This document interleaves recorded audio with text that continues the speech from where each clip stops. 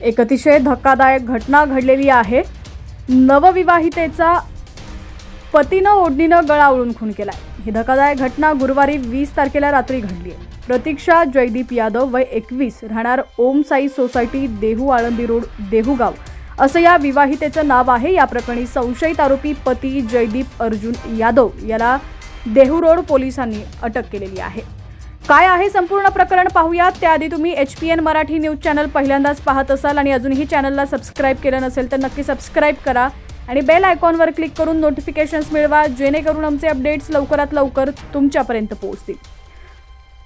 तर कुरुंदवाड येथील सलून व्यावसायिक भीमराव कोरे यांची मुलगी प्रतीक्षा हिचं MSc पर्यंत शिक्षण झालं होतं। 2 महिन्यांपूर्वी सांगलीतील चिखलगोळ येथील डिप्लोमा इंजिनियर पर्यंत शिक्षण झालेल्या जयदीप यादवशी तिचं लग्न झालं होतं।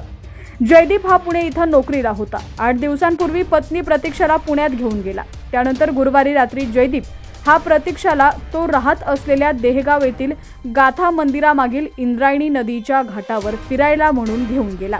तिथं ओढणीनं प्रतीक्षाचा गळा आवळून त्यानं खून केल्याची घटना घडली। संशयित आरोपी पती जयदीप यादव याला पोलिसांनी अटक केली आहे। प्रतीक्षा यादवचा खून झाल्याची माहिती कुरुंदवाड येथील माहेरच्या नातेवाईकांना पोलिसांनी दिली। नातेवाईकांनी पुण्यात जाऊन जयदीप यादवच्या विरोधात देहू रोड पोलिसात गुन्हा दाखल केला। शुक्रवारी सकाळी मृतदेहाचं शवविच्छेदन करून आई वडिलांच्या ताब्यात दिला। सायंकाळी कुरुंदवाड येथील कृष्णा घाट इथं मृतदेहावर अंत्यसंस्कार करण्यात आले। मात्र या घटनेनं परिसरातून हळहळ व्यक्त केली जाते, तसंच पतीवरती असलेला संताप देखील व्यक्त केला जातोय।